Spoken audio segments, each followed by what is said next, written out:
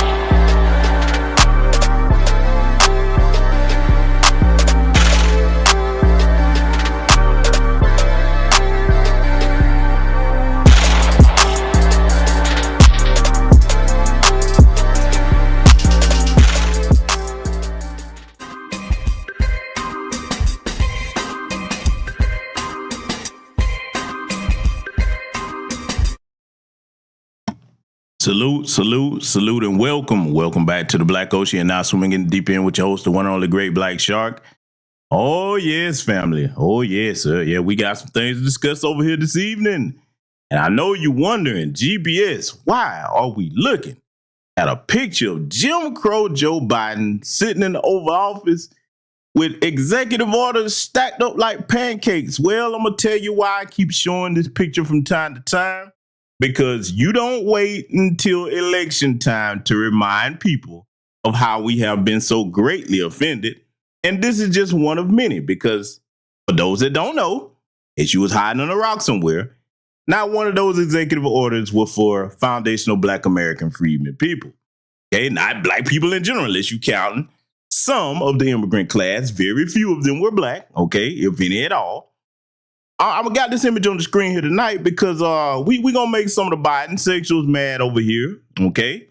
We gonna make some of the people that are not capable of critically thinking over here or independent thought outside of, their short bud circles over here, because I'm showing you this for a reason. Our brother Ice Cube, during the time before Biden won the election, he came up with the contract of Black America, borrowed from the Black grassroots over here, okay? We have no issue with that as long as the agenda gets put before the people to make it happen. Biden told Ice Cube and his people that he would talk to him after the election. According to the brother Cube, that really never materialized. They sent a representative, tried to have him on a Zoom call with a bunch of other rappers, and he was trying to talk to them one-on-one to discuss business, not on a pre-planned call where they had a bunch of other rappers that then probably slid a little bag to try to talk him out of the contract with Black America, okay? He was trying to talk business on behalf of our people. They didn't want to hear it. So Trump and his people met with the man. Now, why am I bringing this up tonight?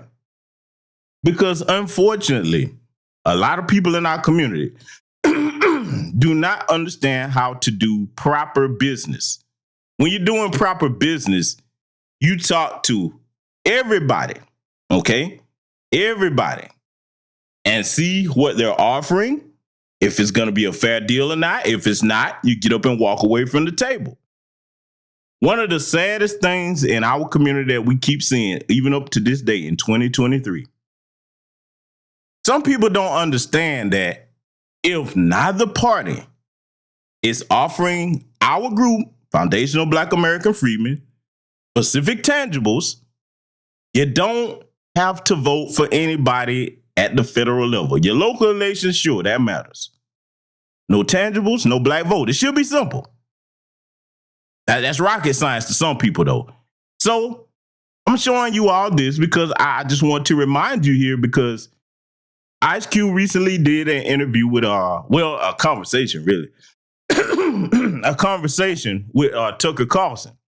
So now, before he did that, you could hear the brother Ice Cube saying that he was getting ready to go on a multitude of different platforms, whoever would have him on, to share his opinions and his views. And see, here's what I would say to the brother Ice Cube.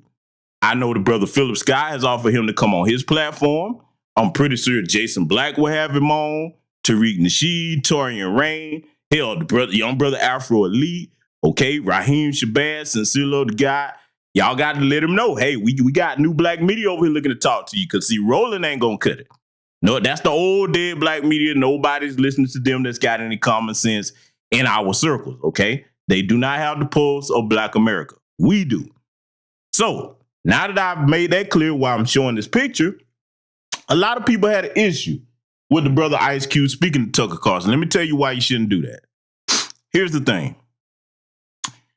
Even though Tucker Carlson is a stomped down anti-black racist, white supremacist, we got that. Sometimes you can strategically use the enemy to your advantage. Now, what do I mean by that? When you go have a conversation with the opposition, first thing that you must remember is you going on there with your goal and your agenda. They've got theirs. During the conversation, if it's going to be made public, you can make certain statements. And if you're skillful in conversation, you can bend the conversation to your will, okay? So we're going to study this whole conversation here tonight, and hopefully everybody will get some lessons from it. So with that said, not everybody knows what the meat of the subject matter is going to be here tonight. Let me greet my esteemed chat room. Let me scroll over here and see who's in the building. Let me scroll up. Oh, salute to my brother George, Unapologetic African B1. What's going on, my brother? Glad to see you. Salute to William Kent. I see Sister B Mosby. Okay, I see Patricia Slade in the building. Goddess Navi. I see you, sister. Only Pamela's Way. Michael Williams in the building. D Foster in here. Diesel Mike. Mrs. L. Dakota Strange. I see you. Let's see. I'm with the shiz. Hey, that's what I'm talking about, brother. We better be with it today, man. We ain't got no choice. I see my good brother GB King Harris in the building. Salute to you and everyone that'll be joining us in attendance here tonight. So with that said, family, we're going to go ahead and get started analyzing this. We'll be stopping it as need be. I want everybody to pay close attention and put your thinking cap on. Put your strategic analysis eyes and ears on, okay?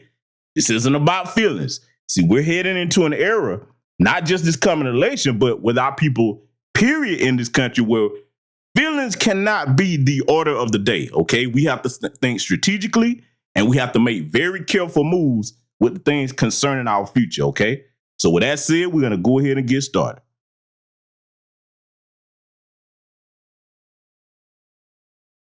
So why would you be doing this of all interviews? I mean, you could do an interview with anyone. You're doing an interview with me. Obviously, you're going to take abuse for doing that. Like, why would you do that? Because I think it's silly not to talk to people.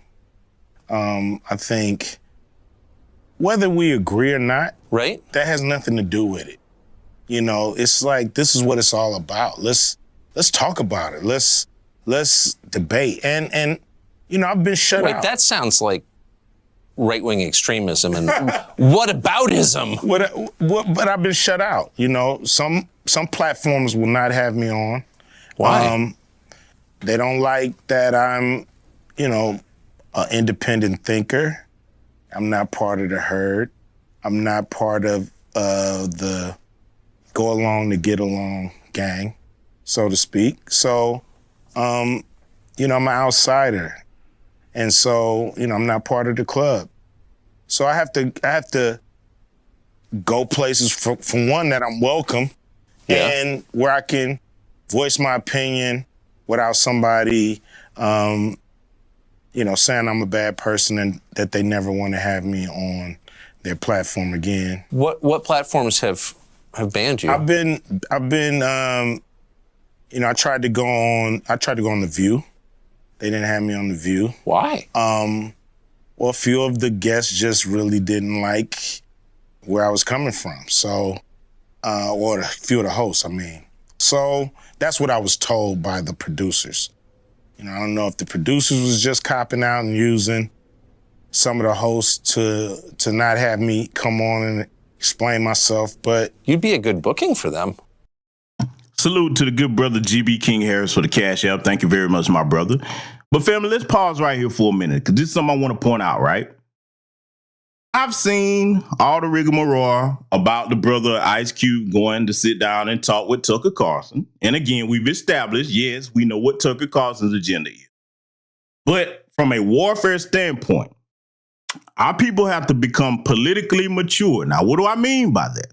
We'll break it down for the short bus people, because not you in the audience, but for the people that may listen to this on the playback, okay? So I'm talking to them. From a warfare standpoint, you must be politically mature enough to talk with people that you don't necessarily like.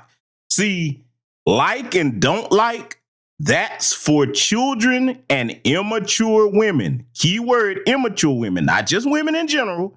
So ladies, don't get your tomatoes out. Oh, he said women was immature. No. Immature women. I make clear distinctions over here when I speak. All right. If I'm doing business with someone, I don't have to like you. I don't have to like you. Okay. Not to get my agenda put forth and accomplished. We don't have to like each other. In fact, as a businessman, especially if we're talking about from a warfare standpoint, I'll do business with you, but I already have a contingency plan ready for your ass if you try to double cross me. So I don't care if you like me or not. The feeling's mutual. We ain't got to like each other. Martin Luther King didn't like Lyndon Baines Johnson like that. You saw what he did. That's just one familiar example I'm throwing out there. So in our day, when it comes to getting something done, our tangibles, whether it's reparations, an anti-black hate crime bill, whatever the case may be, throw like out the window. Like is for children, okay? This is grown folks' business time here that's going to affect our future for generations in this country if you're going to stay here, okay? So like must go out the window completely. Like should never come up. We know that people have their own agendas in mind. For example, I don't care which party gives us reparations or any tangibles we need. That's the party. If you do something for my people, then yes, you can get my vote. Now, here's the thing that we must point out to Black society, and it's a lesson we damn well better learn. Just because one party or the other does something for you does not mean you're eternally loyal to them. And this has been the case with most of our people in this country voting Democrat for the last 50, 60 years. Now, let me clear this up for the short bus people. Y'all know what I'm finna say. I'm neither liberal nor conservative. So don't come over here. You must be a Republican. Is the Republican paying you? No. But if they chose to break bread for me and my people, and it served our agenda, yeah, they can cut a check. They're not going to run nothing. And I'm not going to be no buck dancing Sambo. But they could if it's in the best interest of our people. So what I'm saying is this. Just like they trying to use us, we're trying to use them. Politics is a business transaction. Ain't got nothing to do with your feelings. Like what Tina Turner you say, what's love got to do with it? Damn all that. Show us where the bread is at. We've seen where our taxpayer dollars have been going overseas that don't benefit us.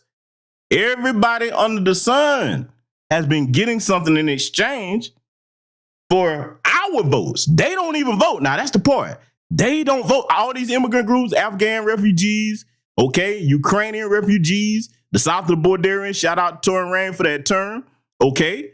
None of them, even the Tucker class, they're not voting like that. Our people have been the only ones foolish enough to vote, and then they be like, oh, yeah, we'll get you. You gotta wait. Keep hope alive. Oh, no. Replace the 4-letter word. See, we finna do some 4-letter word swapping. Everybody, y'all ready to swap a 4-letter word? Because you should already have that out your vocabulary if you a regular subscriber to this channel. Here's what we're gonna do. No more hope. Get rid of that 4-letter word. Know what you're gonna replace it with? M-A-T-H. Math.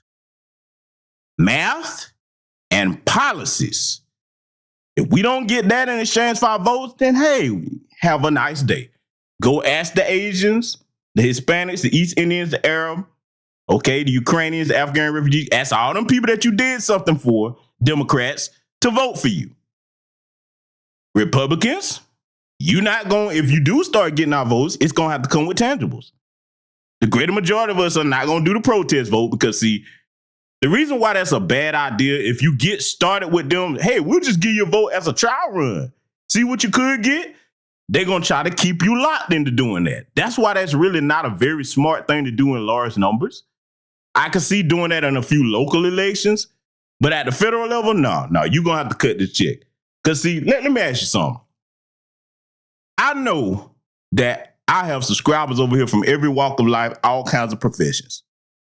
You brothers and sisters work hard for your money. Damn hard. Why should you be the only one not to benefit off your taxpayer dollars? I've said it many times. If you wouldn't work for free, you damn sure shouldn't vote for free, okay? So that's the mindset that we need to get into having. Start thinking about this as business and warfare, because that's what's being waged against us and those other communities, anti-black, are on code against us. So if Ice Cube is sitting down talking with an anti-black racist like Tucker Carlson, instead of saying, oh, he was a sellout, he did that, the third. How about you study what he's saying and why he's saying it? Also, let's just say during the course of this, because we're gonna be very critical of this interview, we're gonna scrutinize it. But here's the thing I want you to learn to do, not just with Ice Cube, but anybody, even myself. Anytime we put something public out there, engaging these people, if one of us misses something, that's what the community is for. You pick it up and be like, hey, brother or sister, you missed this. We can take this in another direction. And let me tell you something else. And shout out to my good brother, Greg Marcel Dixon. He did an outstanding broadcast yesterday. If you hadn't checked him out on his 50 Shades of Greg channel, you need to check that out. Very important information over there. But let me add this to you before we get back to analyzing here tonight. If you see a brother or sister putting in some work, you don't like the way they're doing it, or you think they're doing it wrong, you know what you're supposed to do? That's your time to pick up the baton, lay out your own plan, put together your own thing, go get the work done. A lot of people out here doing everything they can. Everybody ain't going to always get it right. So the way I was raised, if I see something that needs to be done, instead of saying, well, somebody should do this, that. No, if I saw it, it's up to me to do it. When we all start thinking like that in large numbers, watch how much power we have. But let's get back to analyzing this, ladies and gentlemen. I've been on there before. Yeah. You know, it's just when I've became an independent thinker, when I've, you know, I'm not, you know, I don't follow their brand of politics, I guess. But if you can't think for yourself, then you're not really free, are you? No, you're not. You're not. But I've been excluded. I've been excluded on Oprah, you know. On Oprah? On Oprah, yeah, I've been excluded. Yeah, man. I would think you'd be the person Oprah would want to promote. I mean, you grew up in South Central, you were successful at a young age, you have dignity, you say what you think. Like, I thought that was the goal.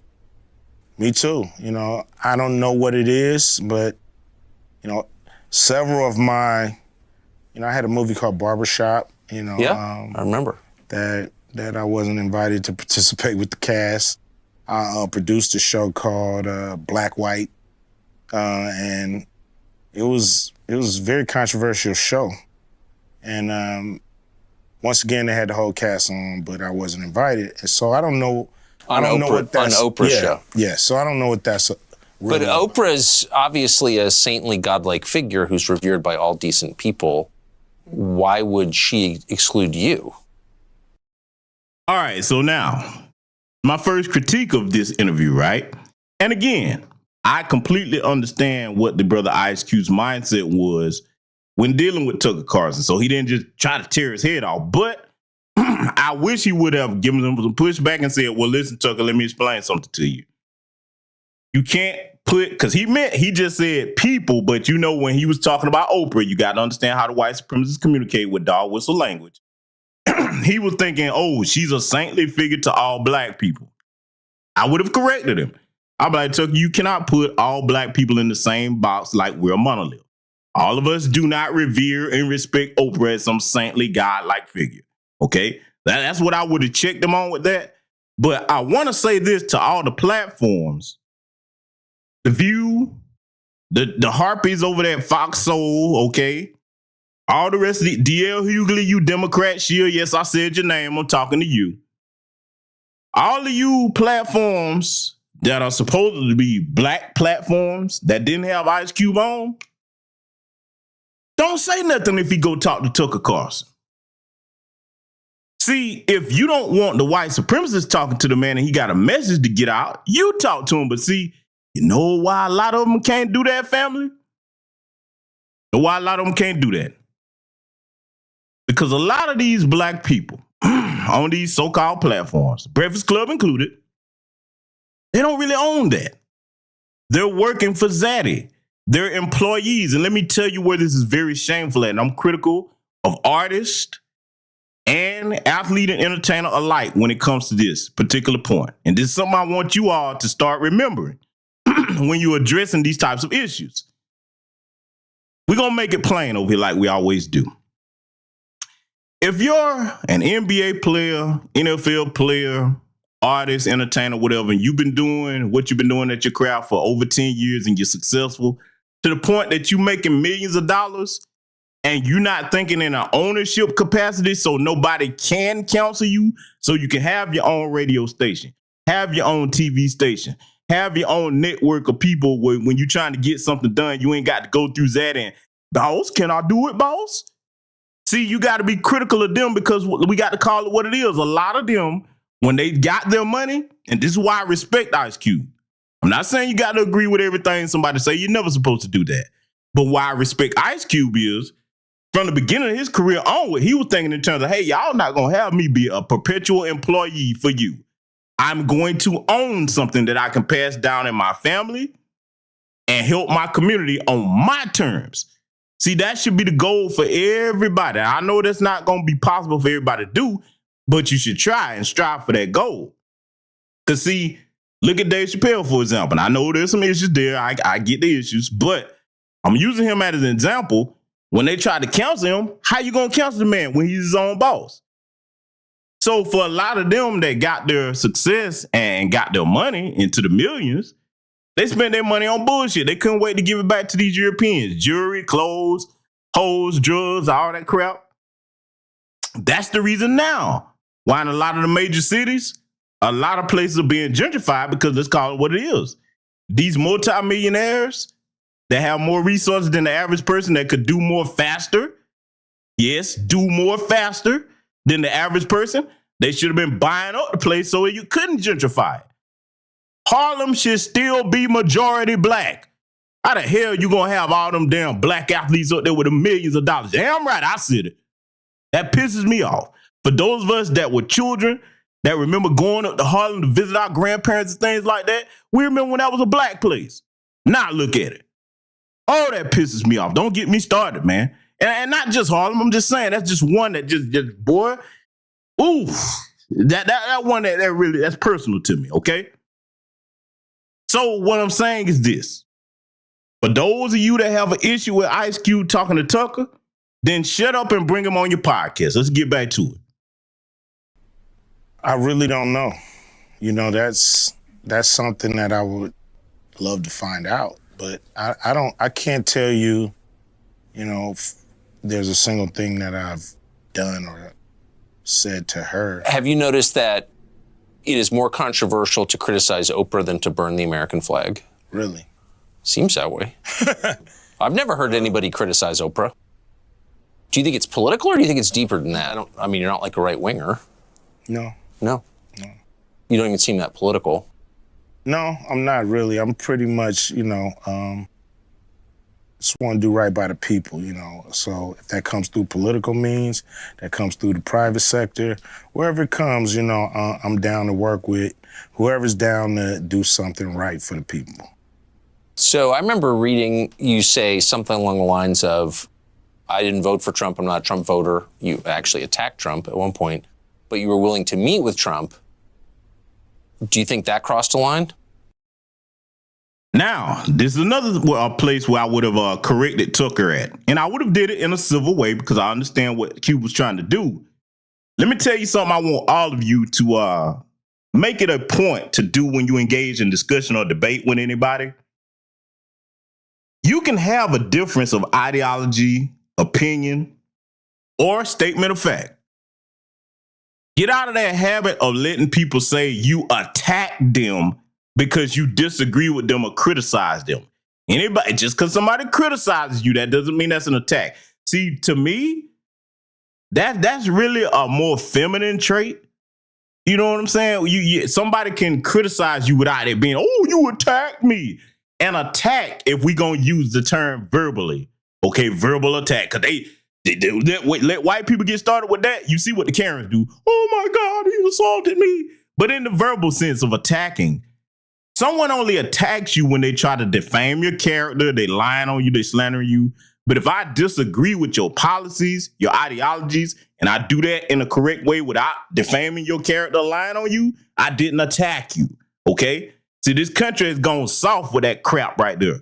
You've attacked me. No grown man should be sitting up there saying that to another grown man. So I would have had to check him in a certain framework to keep it professional with that, and there's a way to do it. But that attack crap, that grinds my gears right there. Leave that out your lexicon. Let somebody defaming your character, making no false allegations, something harmful, slanderous, get not attacked because somebody verbally challenges you, okay? Let's get some old school masculinity back. Fellas and ladies, can we do away with that? Let's stop misusing the term attack, okay? So that's what I would have corrected them on. But I want y'all to pay close attention to how Q was about to answer him here with this. It's very important. Let's let it continue. I think some people didn't like that, but I think it's idiotic. You know, enemies meet. Right. You know, they talk. I'm pretty sure there's some communication between Russia and the Ukraine right now. Somebody's on the phone talking to somebody, trying to come up with a solution. So we just got to talk. That's the only way we're gonna work this out. You know, I know when the talking stops, the fighting starts. You know, That part right there. When the talking stops, the fighting starts. Let me tell you something about that on an individual level. I'll share something with you about your brother. My family knows this very well about me. As long as I'm talking to you, you good. But if you ever piss me off to the point where I'm not saying nothing to you, I'm about to get ready to take some action if need be. Okay? So now you apply this to a greater scale on a geopolitical level, or just right here at home with the politics situation. Neither side is talking. That's when shit is about to get physical. That's been like that for time immemorial, okay? So, before the bloodshed starts, as long as there hasn't been any, yes, you do talk to your opposition. Doesn't mean you have to go bowing and scraping. You just, hey, listen, let's sit down. Let's see if we can work this out. And if we can't, okay, it's going to have to be what it's got to be. But at least you make the attempt, okay? Now, historically, dealing with the white supremacists, we know they've broken every treaty they've ever had with anybody. Around the world, they have, yes. However, this is a brand new day. We know more than we ever did. We have the work of our grandmaster teachers and other things where we made mistakes, our ancestors did, in dealing with them. So they're not dealing with the same entity. They're not. Particularly when it comes to Generation X and the millennials, okay? And going on down to Gen Z, it's going to be their turn as soon as they get a little bit older, all right? So when you go in dealing with them with specific knowledge, a set agenda, and you own code, oh yeah, they either going to have to talk business or, hey, fine, we'll get up and walk away from the table, okay? So I want everybody to keep that in mind. Let's let it continue. a lot of people, they, think I'm a, Republican. I'm a right winger. Just because I was willing to speak to the Trump administration, and I was willing to speak with the Biden administration as well. Have you? One guy in the administration, but it didn't go anywhere. It was basically a, take my temperature kind of call. We'll get to it, but they never got to it or never planned to.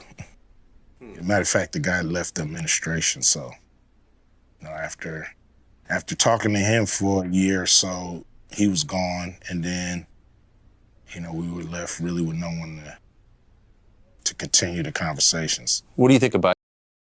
So now you heard out of Cube's own mouth. And one thing about Cube, I say whether you agree or disagree with the brother, he's known to be very honest, okay? I believe the brother. I believe that exactly happened because, look, he's not built a reputation of being a bullshitter, okay? He hasn't. So I want you to hear that from his own mouth. Keep that in mind. Hey, they played him to the left. Because they were just like, oh, nigga, these ignorant Biden sixers that voted for us, put us in the White House. Yeah. I know what we said, little nigga, but going over there with that little, what do you call it, contract with Black America? Yeah, go put that in your back pocket, run on somewhere. Be a good little boy, go on somewhere. Unless you're going to be a Democratic shield, Q, probably like, I ain't finna do that. Okay. So they don't want to talk to nobody that's not shilling, okay? The other thing I want to point out to our people, especially our young Black people out here doing grassroots work, especially the men, okay? Let me be clear on that, especially the men.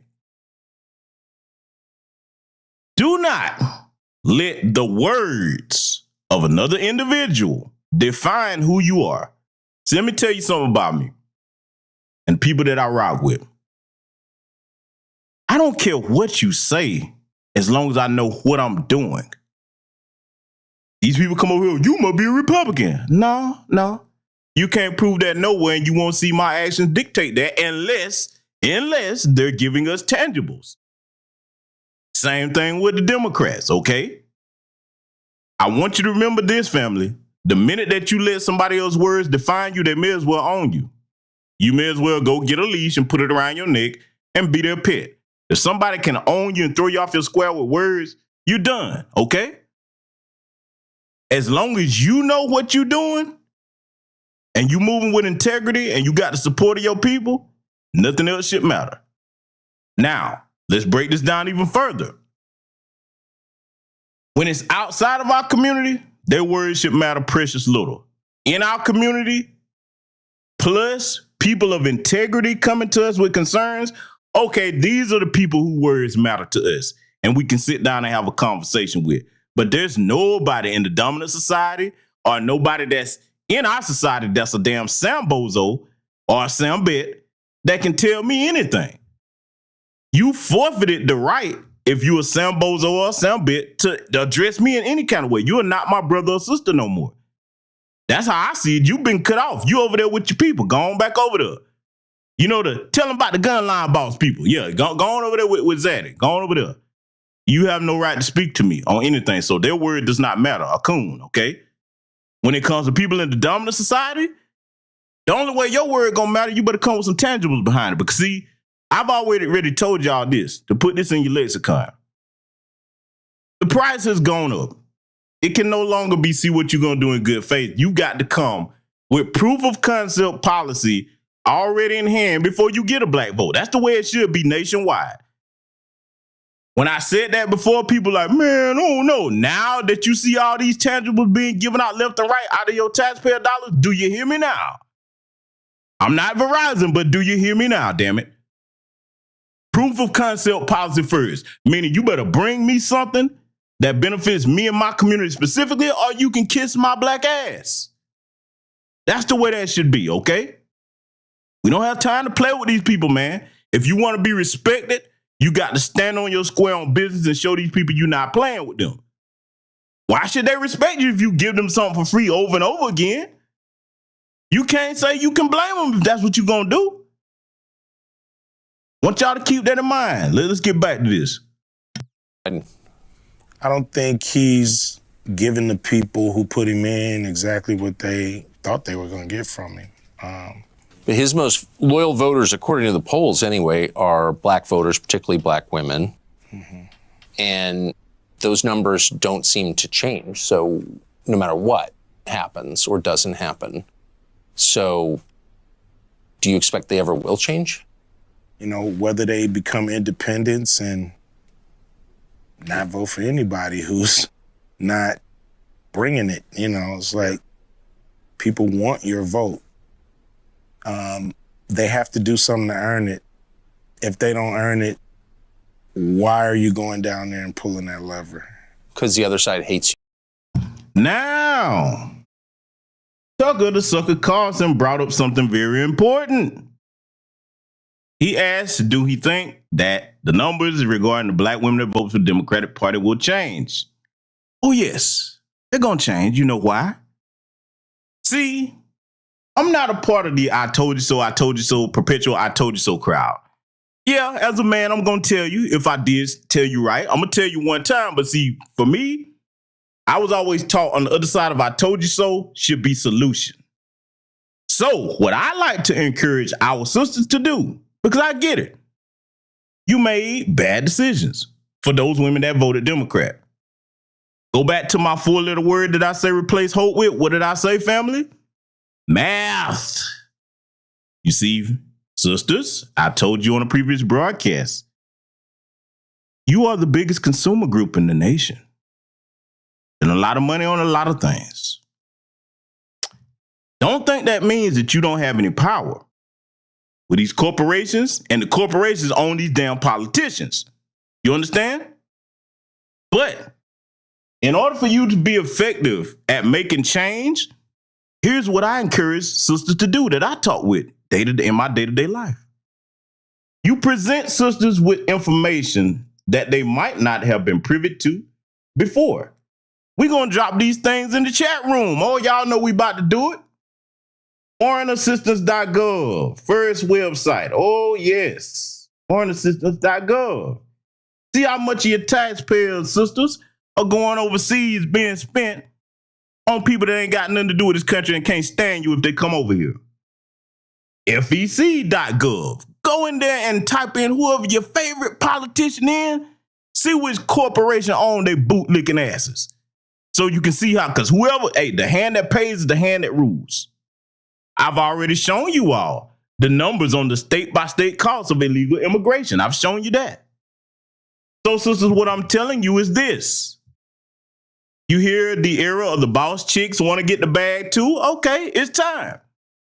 Not only should you be chasing the actual bag economically, it's time to roll up some policy and put it in that bag. See, black women, I know you. You my sisters.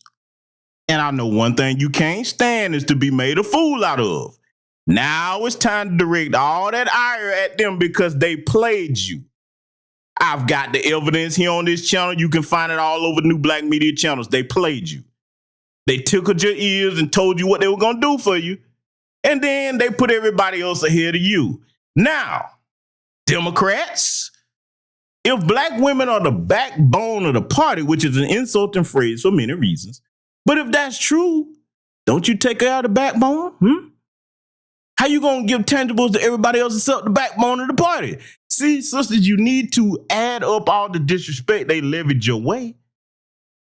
Calculate the math amongst yourselves and come on over here with Uncle Brothers and let's put our collective black first foot up their ass. That's what it's time to do, okay? So see, yeah, if I'm going to hit you with an I told you so, I got a solution for you. And I can show you in the numbers. Y'all can start doing your research right there on those two websites alone.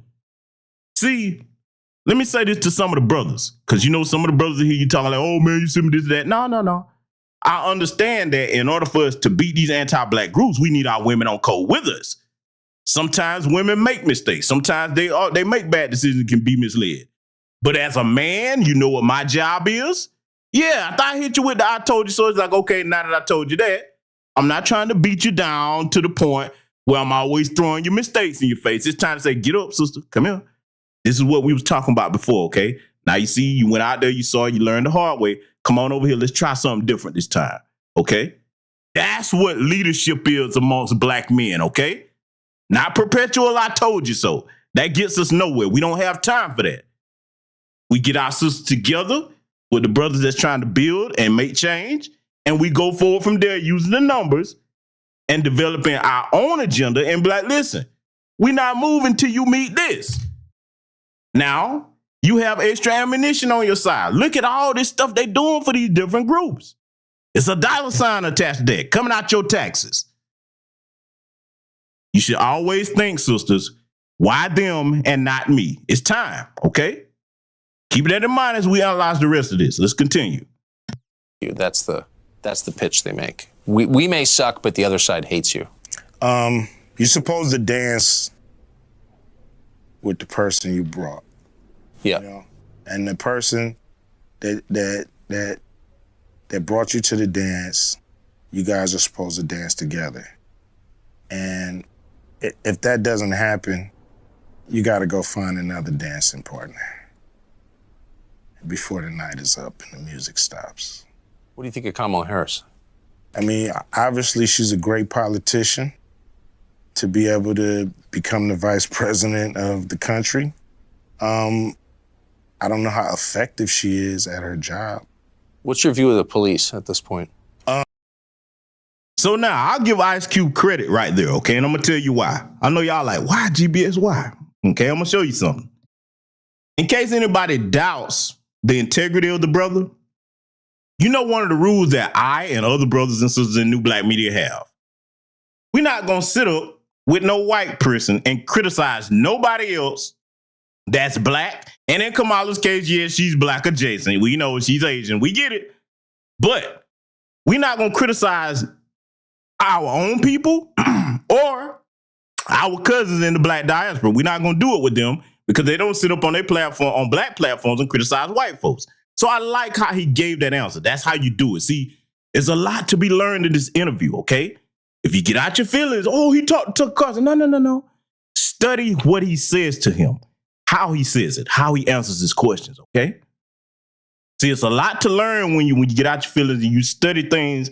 You study real-time history, so in case you can use something from it in your everyday life, or if you have to run up on these politicians. And see, let me point out another solution. I already pointed out that you sisters, because you can look at this yourselves and see that you're the biggest consumers over here. I'm not saying that to be derisive.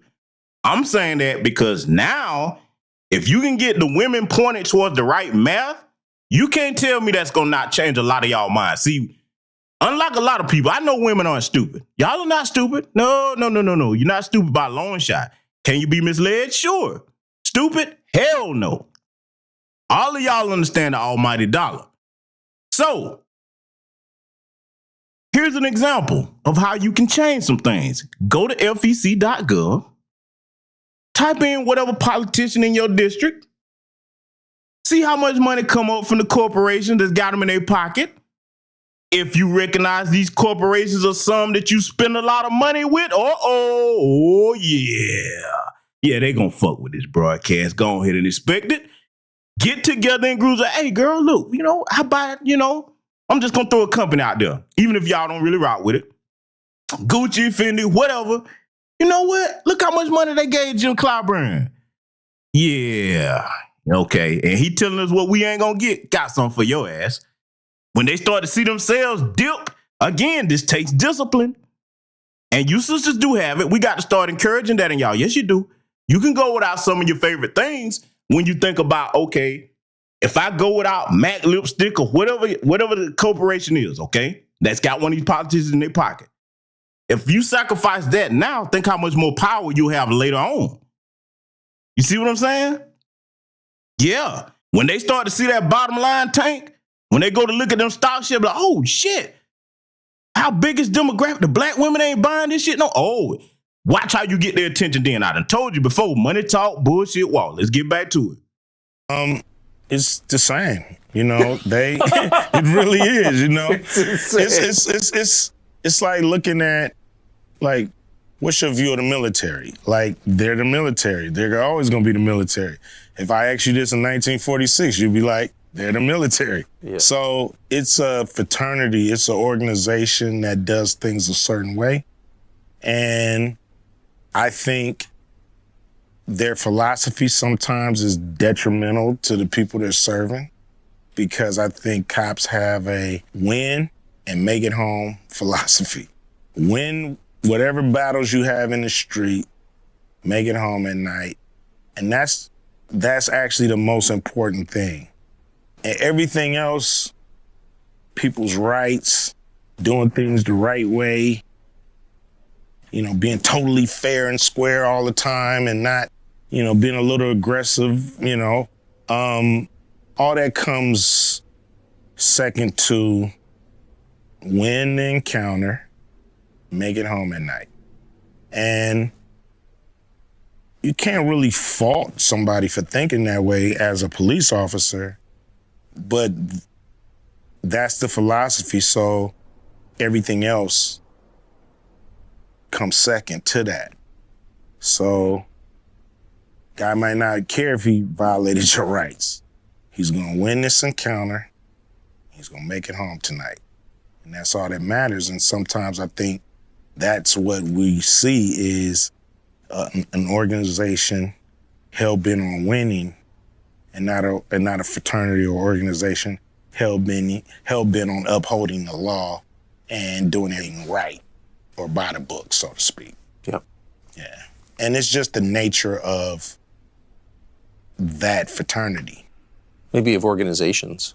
Yeah. It's they come with a philosophy, and, you can try to buck it if you want to, but more than likely they're gonna get you out the way and stay in formation. Do you think that it's harder to be a man in America now than it was when you were a kid? Yes. Saying what you feel, being yourself, is what they call toxic. We shouldn't be called toxic for for our instincts and for, you know, I was born this way. What are you talking about? Let me pause it right there because I'm going to work my way backwards on what you just heard. Let me inform everybody on something right now. In case you haven't figured it out yet, I think if you've been over here with me for a while, you probably know that. You might need a hazmat suit when you come over here because I am proudly toxic.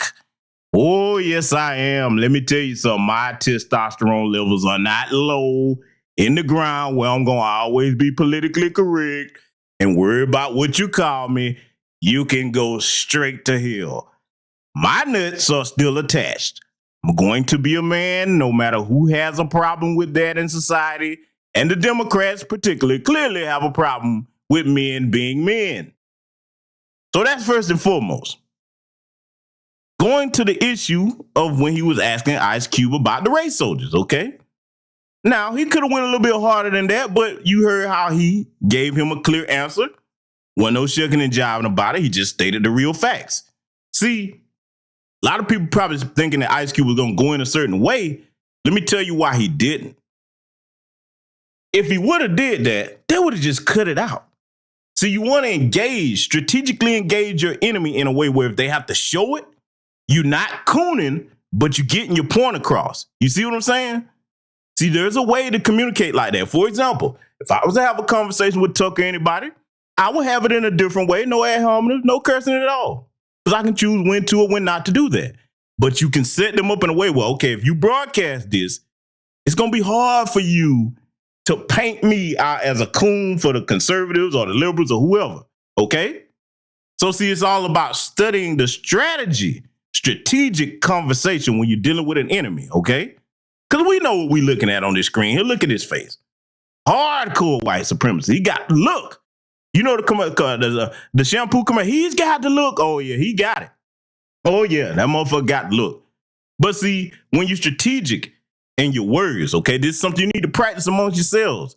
You don't have to be the most eloquent speaker with a $20 word vocabulary. That's not what it takes. It just takes being very studious about how you apply the answers, okay, that you give your enemies. And you do that by being a great listener, a great observer, okay? You do that by knowing your history, having a functioning understanding of what's going on in this country and geopolitically to a certain extent, especially when it comes to our tax dollars going overseas. That's the geopolitical part that most of you should be concerned with, okay? So there's a lot to learn in this interview. For all the critics, again, DL Hughley, since you had so much to say, why don't you have a moment? See, we know you're not going to do that unless you get your shield on, okay? Because you in the Democrats' back pocket, brother. You ruined your legacy, man. You was a beloved comic in black society, but you chose to shield out for them folks. Shame on you, DL Hughley. Shame on you. And all the rest, too. Let's get back to it, though, family. You know what I mean? Why can't we be ourselves? We were born this way, too. So there are some groups, like if I say I'm trans, then people say, that's great, you were born that way, we affirm you.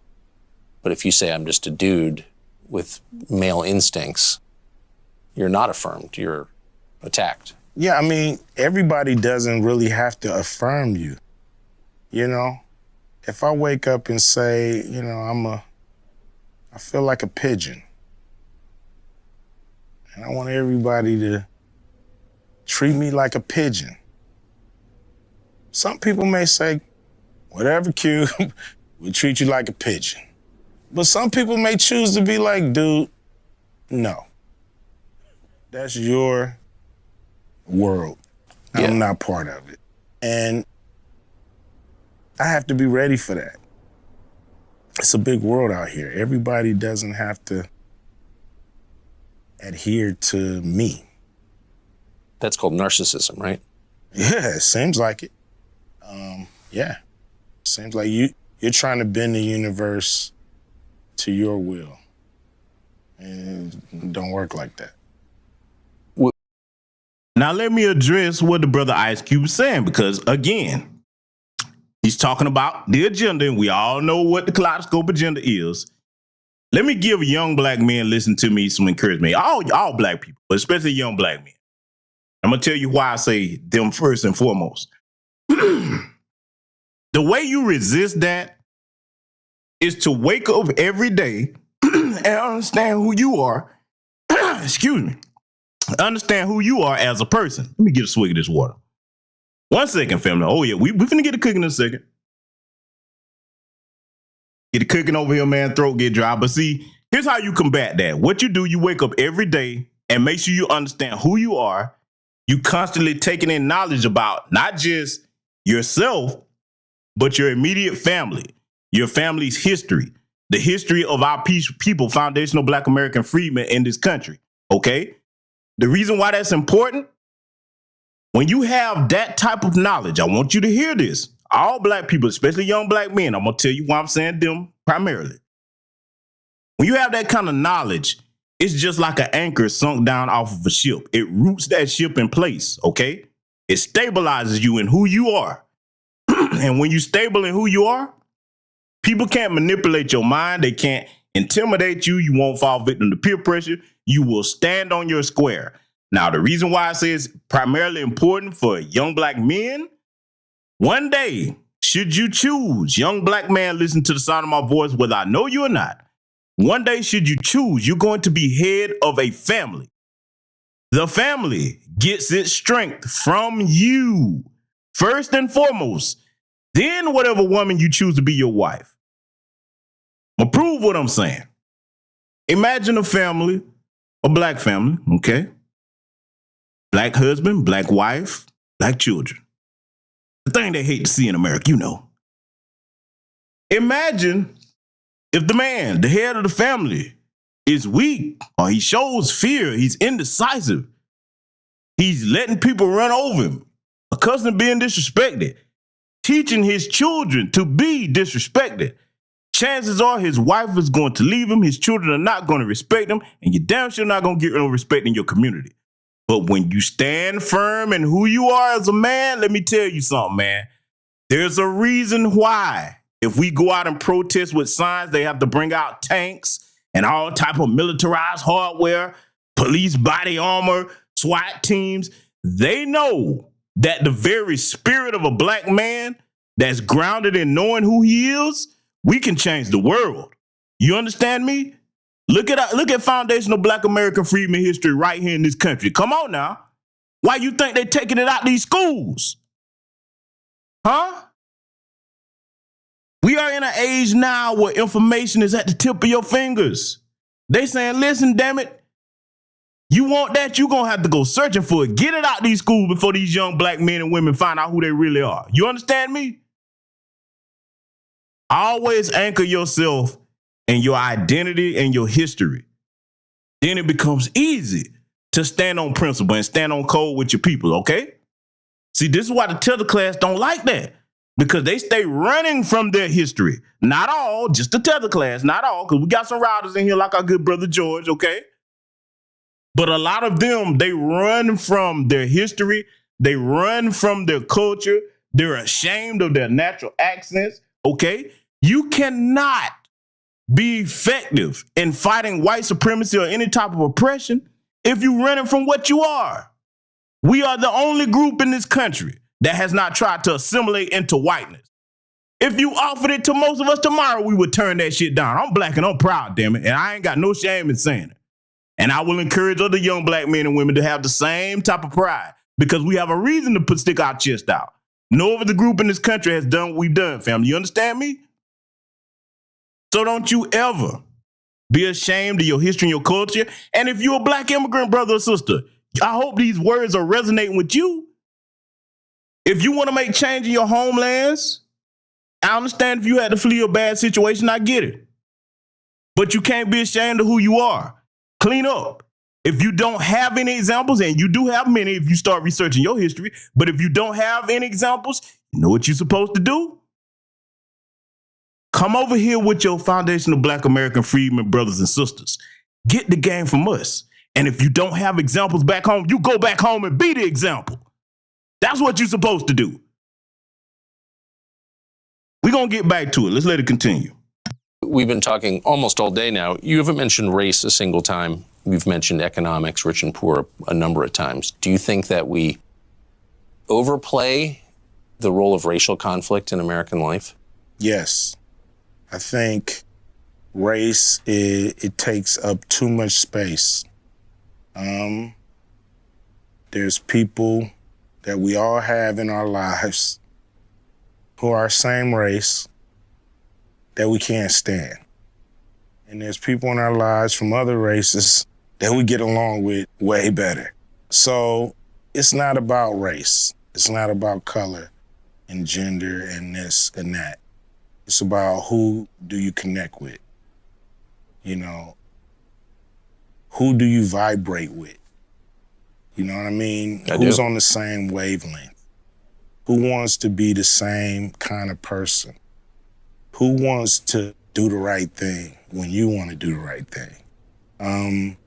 That's who you connect with. So I think.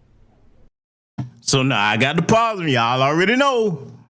This is where I will have to respectfully disagree with my brother Ice Cube, even though I understand the strategy. Oh, yes, it is always about race in America. Now, I'm going to show you something. I'm going to show you how you give constructive criticism to a brother or sister that has good points overall, but you come to a point of contention. I say to my good brother Ice Cube and any of the other black celebrity class, I'm going to say this to all of them. This is why you need to connect more with the black grassroots, because you would not say statements like that. And you will be more connected to those of us that study this history. And you will be more connected to people that could empower you to speak these words in front of them folks. Now, I'm not saying Ice Cube was afraid of Tucker, but that term right there, no, we never, ever should say it's not about race, because not because we say it is. The white supremacists have said it's about race. They've shown us economically. They've shown us politically. They've shown us in the corporate sector. They've shown us in day-to-day lives in the judicial system, okay?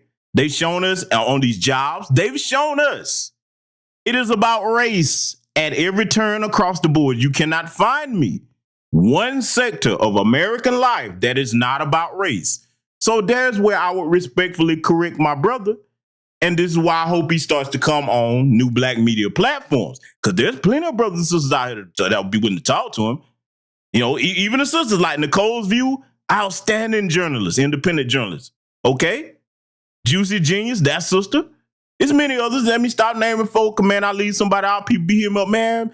Blah, blah, blah, blah. Hey, I see. I'll be here all night if I get the name of y'all. Y'all know I got love for all of y'all. But what I'm saying is this. If these celebrities who are weak a lot of times in the area of history, they're weak in terms of what we should be doing as far as fighting white supremacy directly, you connect with the black grassroots and that weakness turns into a strength. You understand what I'm telling you? So if you constructively correct a brother or sister, that's how you do it, the way I just did it there. You don't have to bite their heads off. Oh, you're a sellout. You shouldn't say that. Approach them, point it out, talk to them like you want to be talked to.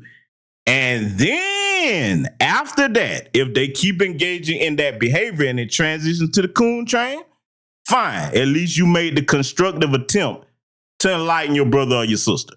But when you have a brother like Ice Cube who's got a track record of not samboing and cooning and buffooning, hey, all of us make mistakes, okay? We don't always get it right. So this is where we should have that type of discerning compassion for our brothers and sisters to correct them in a constructive manner. Let's let the good brother continue. A lot of people make a lot of money off of the racists fighting against each other and bickering. And they the ones who push it in our face all the time that we're separate. And does feel like there's more of that, doesn't there? Yeah, it seems like it's like you're stuck in a bad movie and you can't get out. Like you can't find the exit and it continues to play on the screen and you're just running around looking for the exit, and this bad movie continues to just haunt you day by day by day by day. You know, that's what we're caught in. A never-ending, winless battle of, of race and color, and we're worried about, where you from, and Say the words, good brother. White supremacy. That's what I wish you would have said, because that's exactly what it is. Hip hop. What's great about hip hop? Like, it was a saying in hip hop, early hip hop. I think Rakim coined this phrase. It ain't where you from, it's where you at. And it's so true. It's not about where you come from. It's about where you at right now. I'm not imagining that this stuff is. Here's another point of contention I would bring up in a constructive manner to my good brother Ice Cube. For us, of the foundational Black American freedman lineage, it is definitely about where we're from and where we're at. Because where we're from is responsible for where we're at now, both the good and the bad. Particularly with the good, our unyielding resilience. Because, see, the tethers often try to make fun of us. Oh, you were a slave. I'm like, yeah, if you was in a colonized African nation, you was a slave too. It was just a different form of slavery. Oh, but you were. When it comes to us, though, we're not ashamed of our ancestors, because in order for us to survive here, for all of us, me, you, everybody in this chat listening on the playback, if you Black and you of our lineage, you didn't come from a weak bloodline. You know why? Because if you did, they would have killed themselves, all of them. And some of our ancestors did choose to die a noble death and live out through slavery. But if everybody had done it, we would not be here. That takes strength to endure the hell that they endure. Because, see, let me tell you something. I've said it many times. I've got a lot of content on this channel that dives into what they did to us. But some of the stuff, family, I haven't even shown you yet. And I know I'm not the only one, because some of this stuff, man, when you go back, I feel for my people as a whole for what we went through during chattel slavery and Jim Crow. But what really gets me was really let me know that the white supremacists are irredeemable and they're the actual incarnation of the devil on earth. What they did to our children. It would take me a great deal of composure to try to get through some of those things. And I know I'm going to have to put some of that on this channel within reason, because, they'll limit some of it. But it's certain things that I know a lot of y'all had never heard of before. So when anybody hops up talking about what we don't deserve before reparations, you tell them you shut up and go to hell, because you don't know half of what our people suffered and went through in this country for us to be here where we at. And slavery affected us generationally because you stole wealth from our families. So yes, we're due compensation, legally and morally, okay? And they're going to cut that check, because this issue ain't going nowhere. Either we can all prosper together or we can all suffer together. It don't matter with us, but it's going to be one or the other. It's not going to be them at the top of the food chain and then we just down scraping and groveling. Oh, that's going to change. Because, see, for those of us in new Black media on the grassroots, if we have anything to say about it, those Democratic approval numbers, oh, they're going to plummet. Woo-hoo-hoo, we going to be on their ass. And shout out to my good brother Philip Scott, because he been lighting them up over there on his Philip Scott Audio Experience podcast. He been lighting them up. A lot of us are lighting them up. We're not going to take our foots off their neck. Oh, no. We're not going to take our feet off their neck at all. No, Democrats. You chose to throw us under the bus for those that voted for you, because I didn't. So now we're going to throw you under the tank. We're going to roll right over your ass with these facts. Let it continue. Being pushed on us, right? No. Much more than in, say, 1986. Yes, I think so. Because in 1986, you had movies and television, and it was all scripted, and we knew this is a scripted show. But I think now you have so many so-called reality shows that basically push the same thing, but in a reality-like setting. So, you'll watch a movie on race, okay? And you flip the channel now, you're watching a somewhat like documentary reality show that's highlighting and and magnifying race and status and where you belong in this country and where you don't. And, you know, we're highlighting the bad guys here. We're highlighting the good guys, you know. It's always really showing controversy and pitting each other against each other. And with the reality shows, you know, controversy sells. So they're not showing people getting along. What they want to get to is the fight, the conflict, you know, the argument, the throwing of the bottles, the, you know, the turmoil, the differences. And, you know. Does that bear any resemblance to your actual life as someone who lives in this country? Like, do you have racial conflict in your life day to day? Probably, you know, most of them are unseen. You know, I'm not going to say I encounter racism. People know who I am. Police know who I am. Everybody knows who I am. So I probably get a pass on a lot of things that friends, family members, people I associate with, people I love go through all the time because they're not Ice Cube. But, you know, I've had an insurance company drop me because they didn't like my point of view. You know, things like that. Are you mad about it? So now, let's touch on something that the brother Ice Cube brought up when Tucker tried to ask him the good old, do you experience racism? That's basically what he tried to say in your everyday life. Well, here's the thing, right? And I'm going to say something to you, and this is going to make perfect sense if you think about what I'm saying. A lot of our wealthy black people, okay, a lot of these wealthy celebrities, entertainers, athletes, etc. Let me tell you why they're in the most danger. Now, you're probably saying, gee, bitch, what you mean? They got millions of dollars. What you mean they're in the most danger? Let me tell you something. And you've seen this, especially if you're a subscriber of mine over here or you've been in any new black media spaces. You could be a multi-billionaire. As a black person in America, to quote the words of our elder, Neely Fuller Jr., if you don't understand racism and white supremacy, everything else will confuse you. And that's a very dangerous state of ignorance for a black person, particularly of our bloodline, to be in America. If you wealthy to the point where you think now, I'm not black, I'm OJ, okay. White supremacists are going to remind you that the hard way.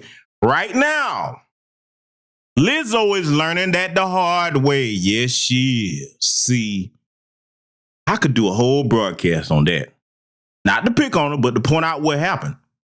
I can sum it up in short order. They always break their tools. They fatten you up. Entertainer, athlete, corporate executive, whatever.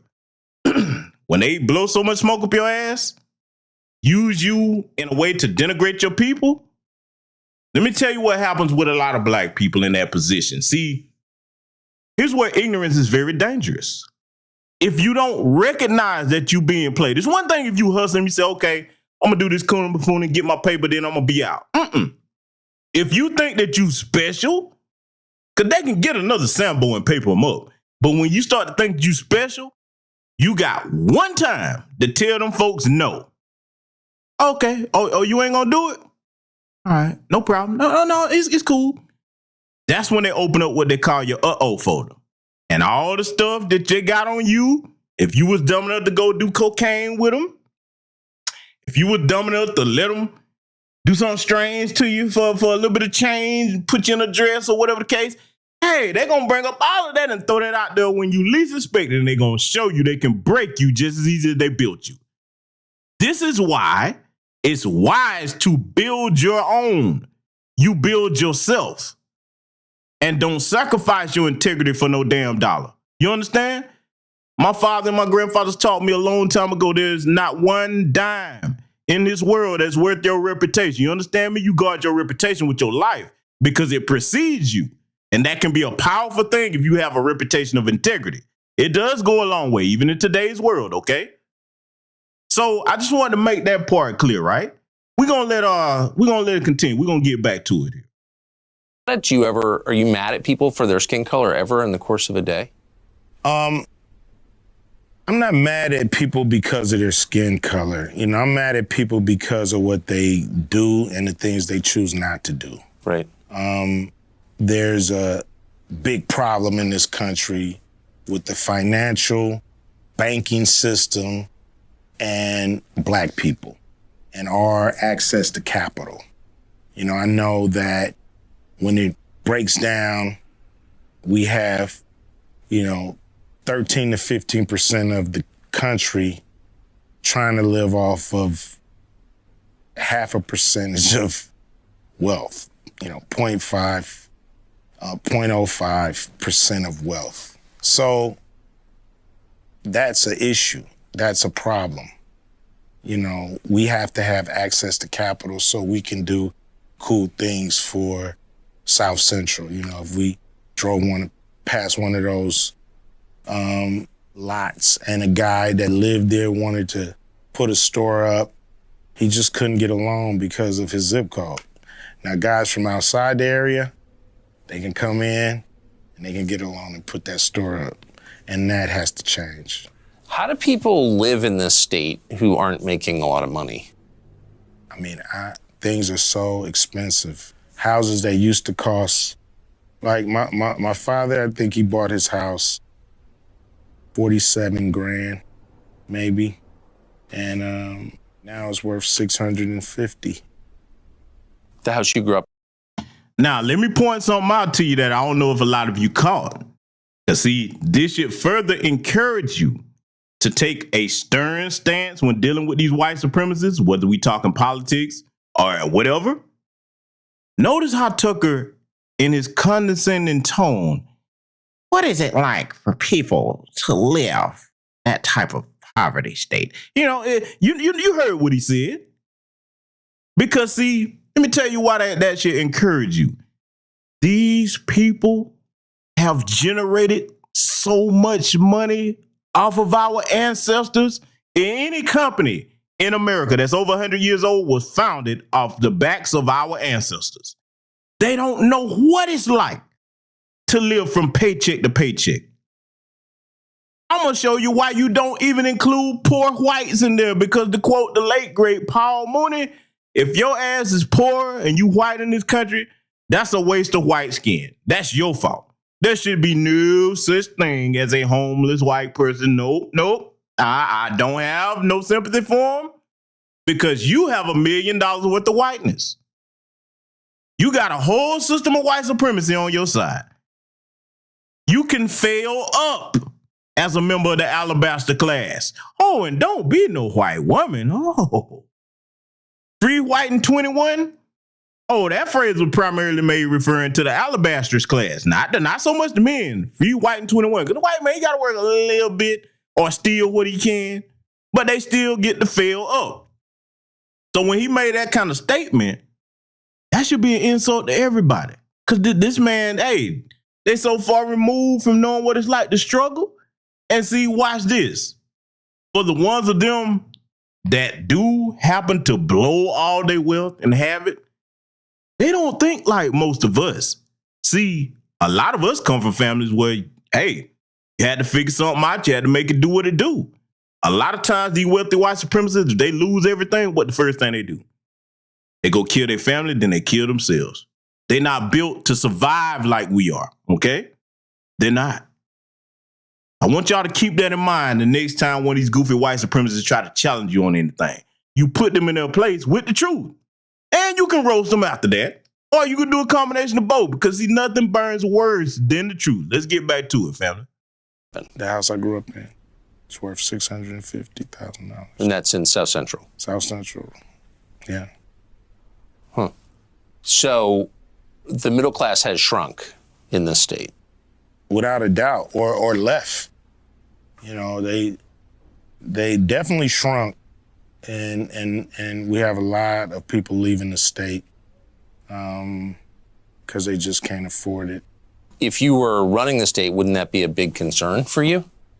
Yeah, I think it's a major problem because you not only have people leaving, you have industries leaving,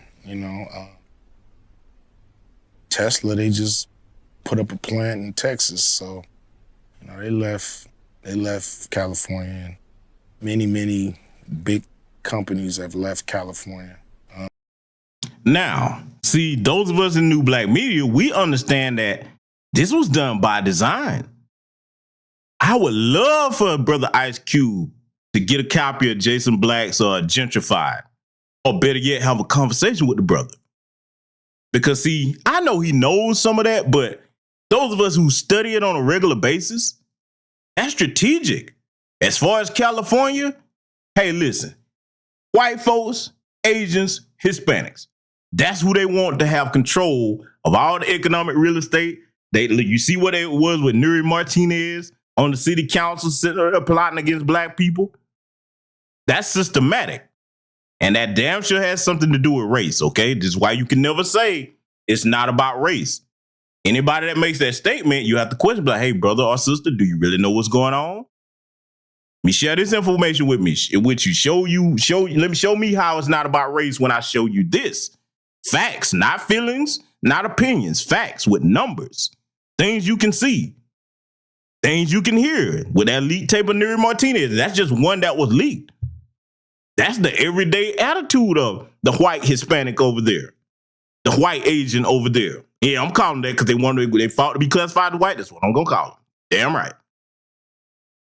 So, when it comes to that, this is why I say the black celebrity class, and shout out to the good sister Tashina Arnold. She supports New Black Media. She know what time it is. This is why I say more of them need to come on over here and engage with the black grassroots so they can be plugged into what's really going on.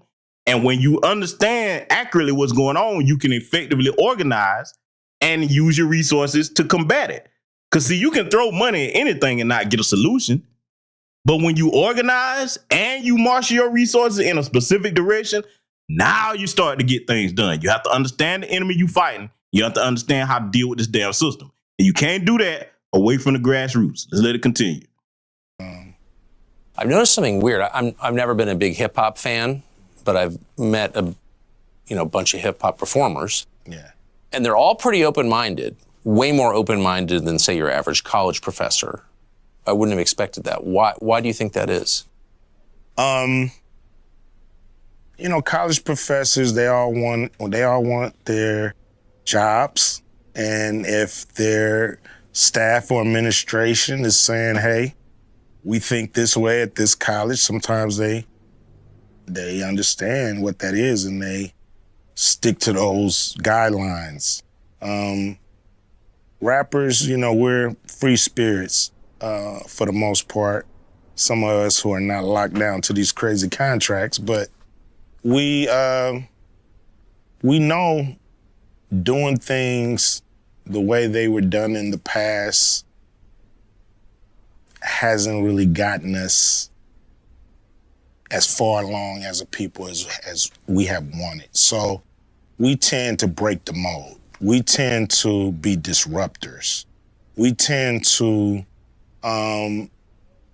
not wait for an invitation to the party. We tend to either come in through the window, you know what I mean, or kick the front door down.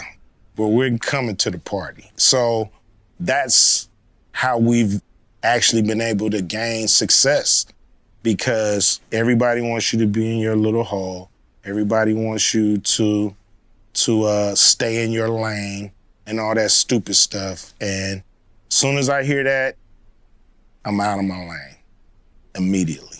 But you should stay. Salute to the good brother Project Leroy for the cash app. Thank you very much, my brother. Let me piggyback on something brother Ice Cube just said here, right?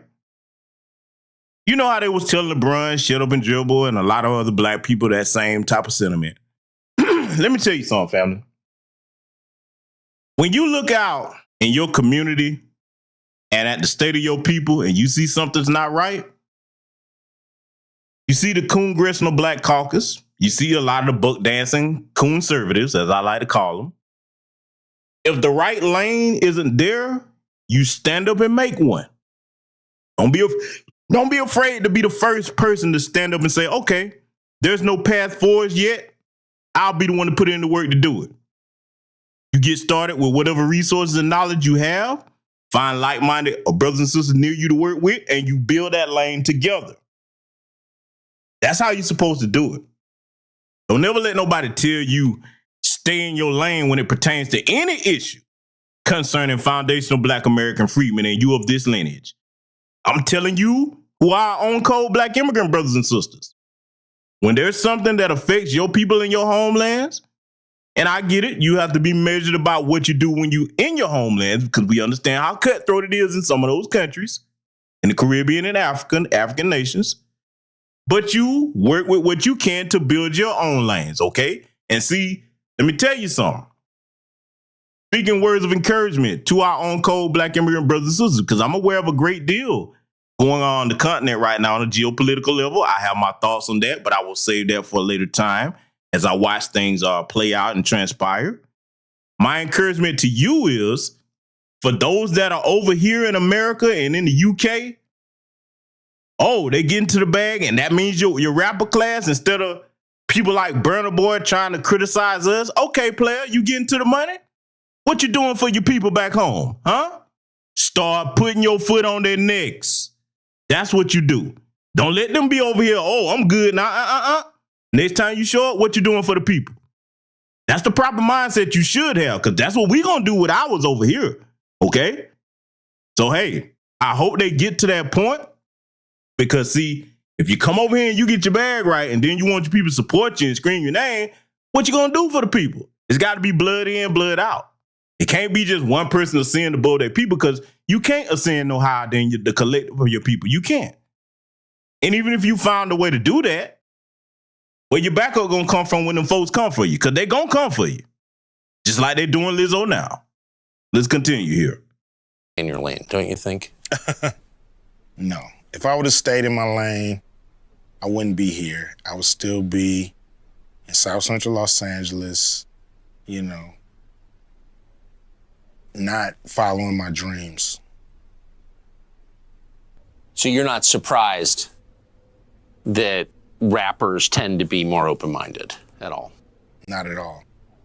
Not at all. Because they want to go for it. They want new experiences. They want to carve their own path. And, they're not going to conform. They're not going to conform because that gets you nowhere. Hey, it's Tucker Carlson. This spring, word began to circulate in Washington that the House Oversight Committee, under its new chairman, Congressman Jamie Comer, had discovered criminal behavior after reviewing thousands of pages of the Biden family's bank records. Now, publicly, to the extent they responded at all, the White House dismissed the investigation as, of course, politically motivated. In any case, irrelevant. Hunter Biden was an adult. Now, let me pause this while he's babbling, because I'm going to let this play for a reason while he's babbling. We're going to get back to his male babble. But dealing with what Brother Ice Cube said, when he asked him about rappers being open-minded, here's the one thing I want to see our artist and entertainer class and athlete class come to do. And it's something that, as a collective, we're going to have to get a hold on how to do it again as a collective. We got individuals, but we need this as a collective so we can be empowered as a people. Okay? And again, salute to my good brother Black Vulture for the cash out. Thank you very much, brother. But here's the deal. You can have wealth or resources, but if you don't have a plan on what to do with the resources, a lot of time they get squandered. Okay? So a lot of times, like I said earlier, a lot of them will come into wealth and what have you, and they get around people that are not like them, not from our lineage, not of our race. And next thing you know, they out there on the island somewhere and they hadn't really built anything that's not only going to empower them, but empower their communities. Everybody else that's out there getting them same bags, they going back building in their communities. Oh, yeah. Whether you're Jewish, Asian, Hispanic, East Indian, Arab, oh, yeah, they going back and look, we see it. And we see it improve because they come back and put their businesses where? In our communities. Oh, yes. In our communities. See, when you look at these things from a warfare perspective, and you apply that 4-letter word that we replacing hope with, math, now you can start to put together the mechanics of what you need to do and how you need to change things. So now I'm going to let him babble on about what he's talking about here, because I'm going to point some things out about that. Let's let our Mayo man get back to babbling. So his business dealings had nothing at all to do with his father, in this case, the President of the United States. But in private, everybody understood it wasn't quite that simple. There has long been overwhelming evidence that Joe and Hunter Biden's financial lives are not separate at all, but deeply intertwined. On Hunter Biden's laptop, there's a suggestion that the two of them even at one point shared a bank account. And of course, Hunter Biden wrote himself that he kicked back cash from his foreign business deals to his father. He wrote that bitterly. So the Oversight Committee's investigation was potentially a disaster for the White House, a scandal, possibly even the prelude to criminal charges. So in order to get ahead of all of that, Joe Biden's handlers did the one thing they could do. They set up an MSNBC interview to preemptively whitewash whatever Jamie Comer might find. Here's the results of that. This aired on May 5th. Sir, there is something personal that's affecting you. Your son, while there's no ties to you, could be charged by your Department of Justice. How will that impact your presidency? First of all, my son's done nothing wrong. I trust him. I have faith in him. And it impacts my presidency by making me feel proud of him. Okay. Now, you probably like, gee, Biz, why are you torturing us with this? With Sleepy Joe? First of all, my son has done nothing wrong. Sound like a damn devil and look like one too, boy. Jim Crow Joe look just like a damn demon. I don't see what the Biden sexual saw in this man. But I'm letting this play for a reason because, see, as I said, dealing with strategic engagement of an enemy, when the white supremacists are going at each other, this is what we must train our youth to do, especially when they're foolish enough to put it in public. Take notes. Always take notes, because you can use all of that against them. All of it. See, his little crackhead son, Hunter Big Rocks Biden. Oh, yeah, y'all know I'll be state climbing Big Rocks Biden. Yeah, Barney Rubble Biden, whatever you want to call him. Hey, man, you know, I got a million names for him. See, when they get to talking about black on black crime, black, wait. We got to talk about this white on white crime you got going on here. And you can start with Jim Crow Joe. Oh, they run around trying to indict Trump and all of this. Yeah, okay. Well, when we going to get Biden and Hunter next? Come on now, we need some more indictments. See, that's why that's really not going to go anywhere, because they know if they start down that slippery slope, okay, you're going to have to get a lot more white men. Okay? Pookie and Ray Ray ain't got shit on white daddy in a suit. They don't. If you think they do, oh man, you are so far lost that I can't save you. Okay? So I'm playing this for you, just in case many of you never heard about this or you didn't see that particular interview. I love it when they start taking jabs at each other. Because yeah, sometimes they'll embellish the truth and exaggerate, but there's some truth in there somewhere that you can go and use and put that in your back pocket. So when you have to smack one of the white supremacists in the head with the truth, let's let it continue. Time for the master class for free. You can audit it. Here it goes. Sir, showing appropriate respect, says the shill, there is something personal that's affecting you. Note the wording. Personal, not of public concern, nothing law enforcement might be interested in, but personal, a sad family tragedy. That's the framing. And then this, a sentence choreographed to the letter. Your son, while there's no ties to you, could be charged by your Department of Justice. Got that? Well, there's no tie to you. So the answer is, in fact, in the question. Whatever Hunter Biden goes down for, and we know he is going to be charged because MSNBC said so, but when that happens, that's Hunter's problem. It's got nothing to do with Joe Biden. Rest easy, America. 5 days later, the Oversight Committee released its findings, and they were in fact devastating. Quote, bank records show the Biden family, their business associates, and their companies, their many companies, received over $10 million from foreign nationals and their related companies, the committee wrote. Investigators had, quote, identified payments to Biden family members from foreign companies while Joe Biden served as vice president and after he left public office. So actually there was something there. It was a scandal. Racketeering, money laundering, wire fraud, those are some of the crimes the Bidens seem to have committed, in addition, of course, to selling out the United States for cash. So what would happen to them? Well, Donald Trump had an idea. Quote, they'll hit Hunter with something small to make their strike on me look fair. Trump wrote that about 2 weeks ago, and it turned out those were prescient words. This morning, Hunter Biden pleaded guilty to pretty much nothing. Biden pled to 2 misdemeanor tax evasion charges, then entered a diversion on a federal gun charge. That's it. As far as Merrick Garland's Justice Department is concerned, Hunter Biden is done. There was no pre-dawn raid carried live simultaneously on CNN. There was no perp walk, no handcuffs, no press conference. Above all, there was no felony. Hunter Biden, who broke federal gun laws, can still carry a gun. It's like it all never happened. In fact, the Justice Department...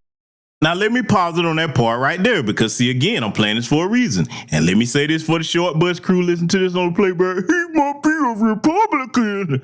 No, I'm not a Republican. I'm playing this, family, especially for those of you that were in the Biden sexual class, because, yes, we told you so, but now you have an opportunity to fix this. Think about your family members and some of your children that have got caught up with certain things that are on probation. They violated that. They didn't get the Hunter Biden treatment, did they? Oh, no slaps on the wrist. Oh, they locking their black asses up.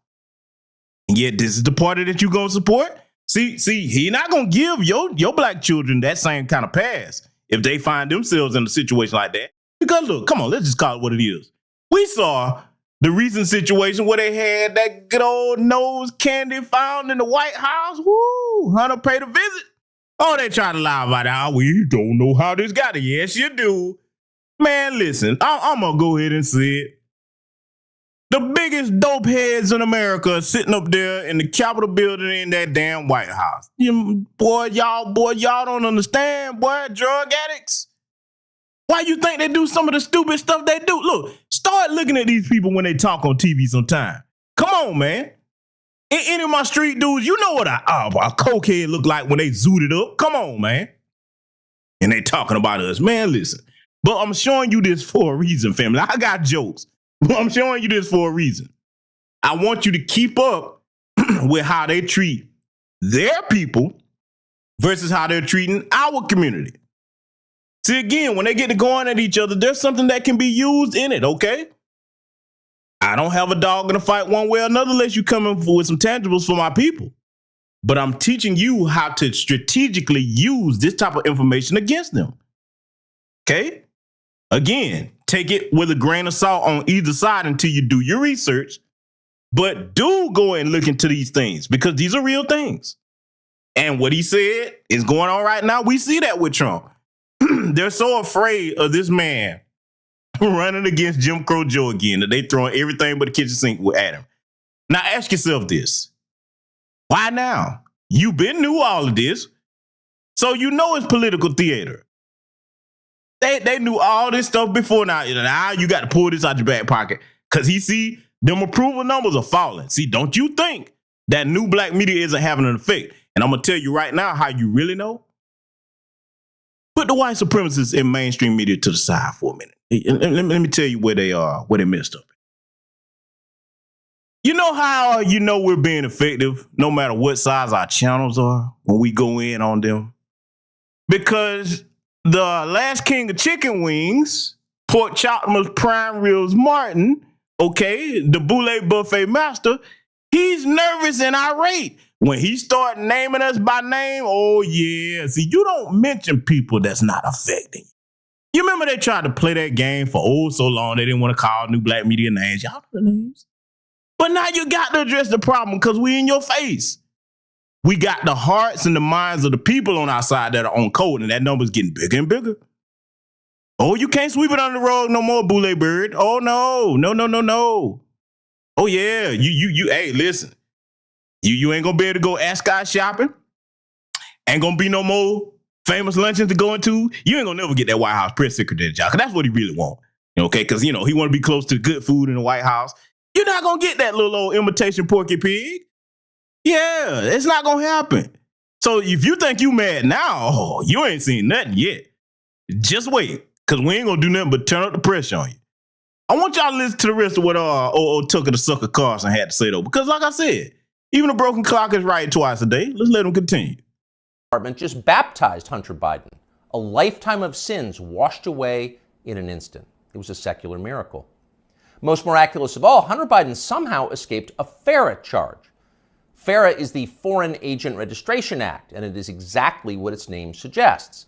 Under federal law, if you are acting as an agent of a foreign nation in Washington, you are required to register with our government to let everybody know. Well, for decades, pretty much nobody in Washington did register under FARA, and precisely no one was ever prosecuted for it. No one. But starting several years ago, the Justice Department began sending people to prison on FARA violations. The official explanation was, we're cracking down on foreign influence in Washington. And of course, privately, everyone in Washington laughed. They knew that was absurd. In fact, it's the opposite of the truth. Foreign powers have never had more power in Washington. Their agents are everywhere, in every federal agency and throughout business, down to and including in executive positions at various social media companies. The Biden administration knows all of this, and it's not a problem. In fact, it's their policy. From the administration's perspective, the concerns and the demands of, say, the Chinese government, or particularly the Ukrainian government, are far more important than the needs of American voters. We're cracking down on foreign influence. Please. The point, the only point of enforcing FARA, after decades of ignoring it, is to harass and imprison high-profile political opponents. Trump donor Elliot Brody pled to a FARA violation a few years ago. So did Trump campaign manager, famously Paul Manafort. He went to prison. Last year, the DOJ went after Trump confidant Steve Wynn under FARA. But in the end, the Biden administration overreached so comically that the whole thing was thrown out by a judge. But they tried. So as long as they're trying, if it was a fair system, Hunter Biden would be first on the list of those next to be charged with a FARA violation. In fact, many of them. Hunter Biden was a foreign agent. He never registered as one. But for years, that's exactly what he was. He sold access to his father and other lawmakers to the Chinese and the Ukrainians and countries throughout the world. There's no debate about that. The FBI has known about it for years. For years, they've had possession of Hunter Biden's laptop. But they didn't charge him for it today. They never will. Why? Well, you know the answer. Hunter Biden has good genes. A more interesting question, though, which is another question the feds will never consider, is what does Hunter Biden do for a living now? This is a man with no obvious job and, of course, zero skills. He spent midlife smoking crack. Yet somehow he's managed to live pretty well despite rising inflation. He's been living in big houses. Look at this boy. Ooh, you not telling me that that's a combination of the good drugs right there, boy. Oh, man, look at it. Oh, but see, family, listen. Let me tell you why this type of stuff is important. Because, see, I want to add this to what I said a little bit earlier. When they start airing each other's dirty laundry out, and you can see it play out back and forth on either side, liberal or conservative sides, you take your notes and then remember the names, and that will let you predict how they're going to move in certain instances. You understand what I'm telling you? The things they're dealing with, the little secrets they play back and forth with each other. Because see, let's go ahead and put this out here too. Watch this. I like to make it very plain for my audience. Think when it comes to an election year, election season, think about the campaign commercials. They start telling you, oh, how bad this opponent is, oh, how bad that opponent is. That lets you know all this stuff they're talking about. They weren't talking about it before election time. That means they already know each other's dirt. You understand? See, I want our people to grow out of that who you like, who you don't like. No, it's time to engage these bastards with strategy. And sometimes when they get to talking too much, you can use these things against them, okay? And at the very least, if you can't use it against them, you understand who and what you're dealing with. You understand me? So analyze and observe everything to use for our empowerment and our benefit. Oh, yeah, I know y'all gonna have nightmares. Hey, ladies, listen. And no takers up there on the screen. I mean, hey, that's a zaddy not listening now. He gonna have his drugs, but I mean, if you want a zaddy, you get Jim Crow Joe's son. You probably want to see what's going on. I know that I just scarred you for life. I'm sorry. I had to do it. Damn, look at this boy, man. Did y'all see that picture of him without his teeth? Oh my God. Woo! Woo! You know what? Let's get back to it, man. I ain't gonna keep scoring y'all like this. Houses in the costliest residential neighborhoods in the world. He's been paying his stripper baby mama 20 grand a month in child support. And he has retained a team of the most expensive lawyers in the country who spend quite a bit of time sending threats. I gotta get him. You know, this low down dirty bastard had an affair with his dead brother's wife. Oh, you low down dirty son of a boy. Boy, Jim Crow Joe, you know, sure know how to raise them, don't you, boy? Yeah. Chip off the old block, boy. But hey, you know, let Tucker keep going in on, because, boy, he got a little bit more information for y'all. Threatening letters to anyone who asks questions about how they're being paid. We can confirm that firsthand.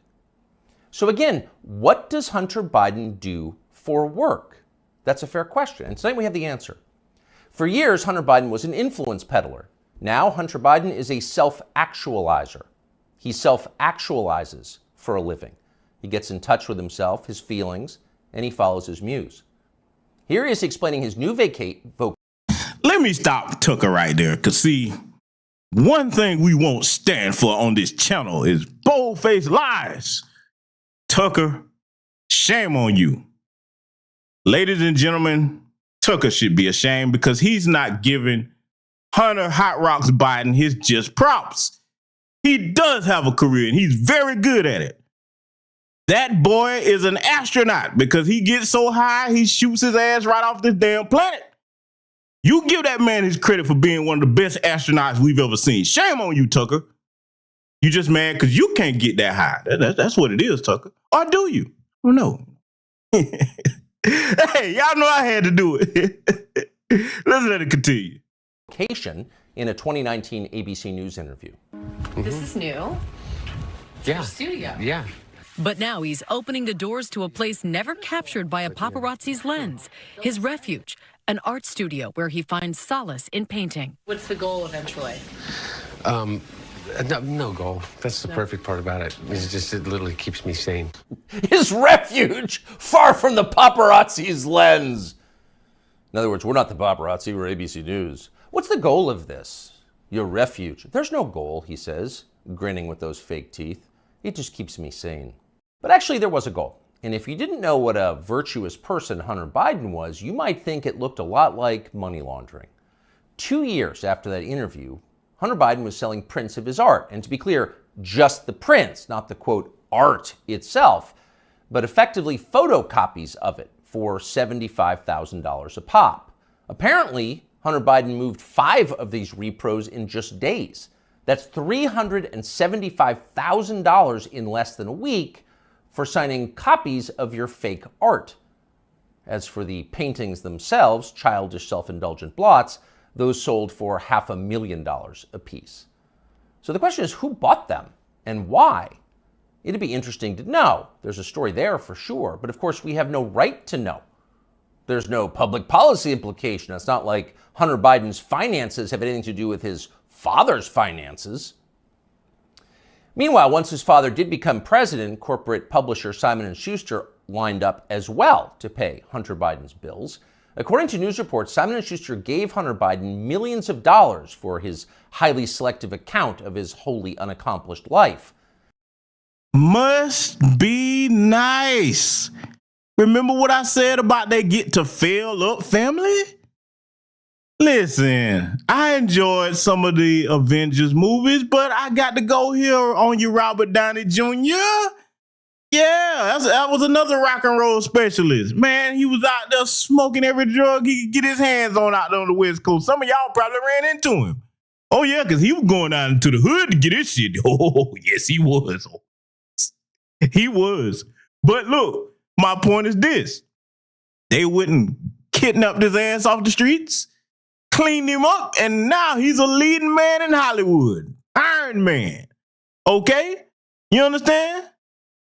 Yeah. See, they get to fill up. But see, our people can't have it like that. Oh, no. You don't get the Hunter Hot Rocks Biden treatment. Hey, I see one of y'all putting the tracks in the chat, Zom Biden. Hilarious. But listen, family, like I said, when they get to airing their dirty laundry, hey, y'all soak it up, man. Soak it up, because it can all be used, okay? I want y'all to listen to the last little portion where Tucker got to say right here, okay? Let it continue. And then the publisher lined up brainless celebrity endorsers like Dave Eggers and Stephen King to promote it. King, who apparently will say anything if it helps the party, called Hunter Biden's silly manuscript a, quote, harrowing and compulsively readable memoir. And then Stephen King described Hunter Biden himself as beautiful. Needless to say, the book sold miserably, but Hunter Biden got to keep the millions, and that was the point. And so on. This kind of thing apparently happened a lot. Again, there seems to be a story here, and we think it's probably worth learning a lot more about it and bringing it to you. In the coming weeks, we will. In the meantime, though, the question is, what can we learn from Hunter Biden's plea deal today? First off, the obvious. For the children of the people in charge, there are no penalties. There are only upsides. They're princelings. They can do what they want. Not just the people in charge, the white people in charge. We not gonna let you get away with that one, Tucker. You are not. Therefore, you can't. So don't get any ideas about cheating on your taxes or violating federal gun laws unless you want to celebrate next year's Father's Day through the glass in the visitor's room. The rules definitely apply to you, including rules you don't yet know exist. But there is also a deeper lesson here, a more disturbing one. What we're watching through Hunter Biden's life and through the Biden administration, now entering its third year, is the total inversion of virtue. What was once considered admirable is now derided as stupid, if not racist.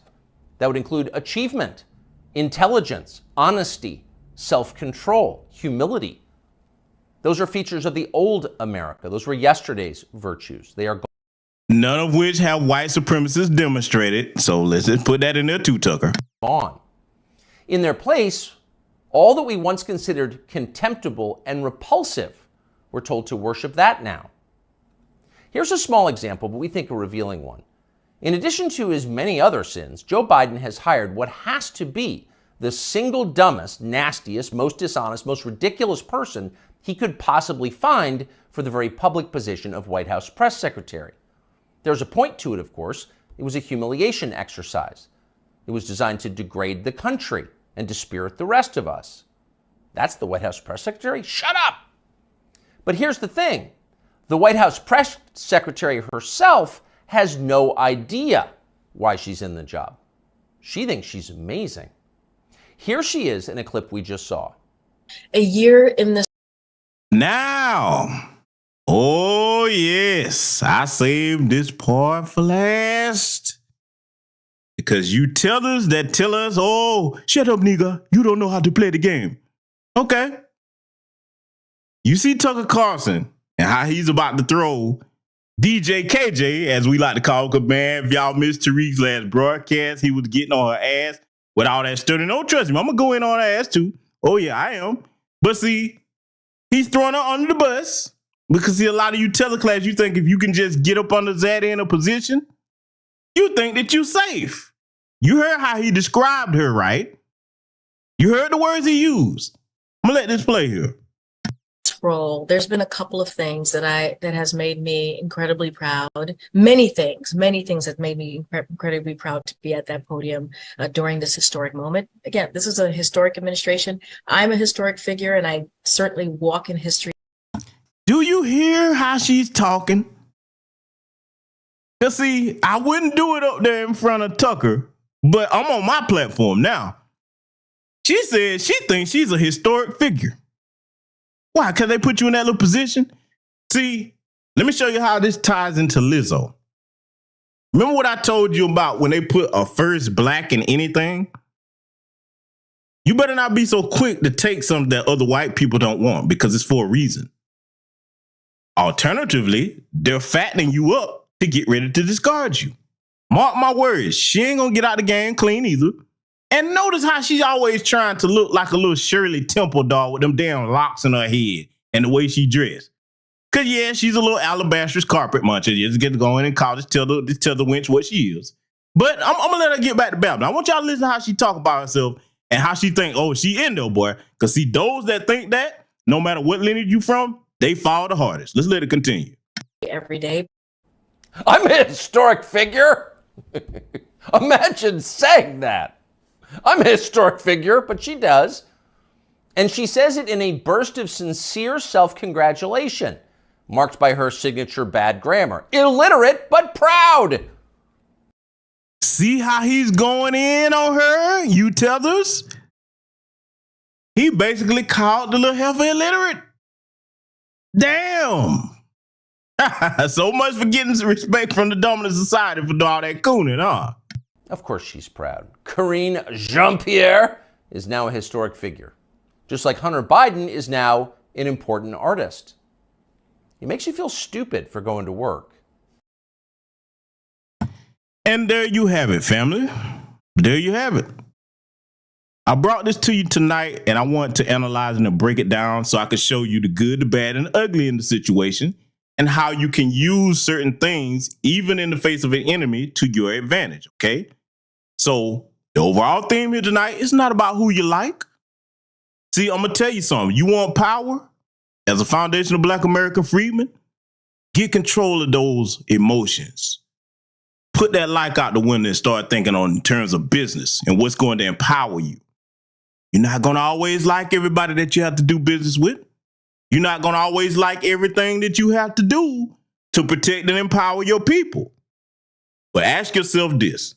If it puts you where you need to be and puts us where we need to be as a collective, is it worth it? That's the question that each and every one of us must ask ourselves, okay? So I hope everybody got what they need to get from this broadcast. And for the slow bus crowd, one more time, I am not liberal nor conservative. Don't have a dog in the fight unless you got tangibles for my people. That's it, ladies and gentlemen. Salute to yourselves. Thank you for everybody that contributed. Black first, and I will see you all in future content.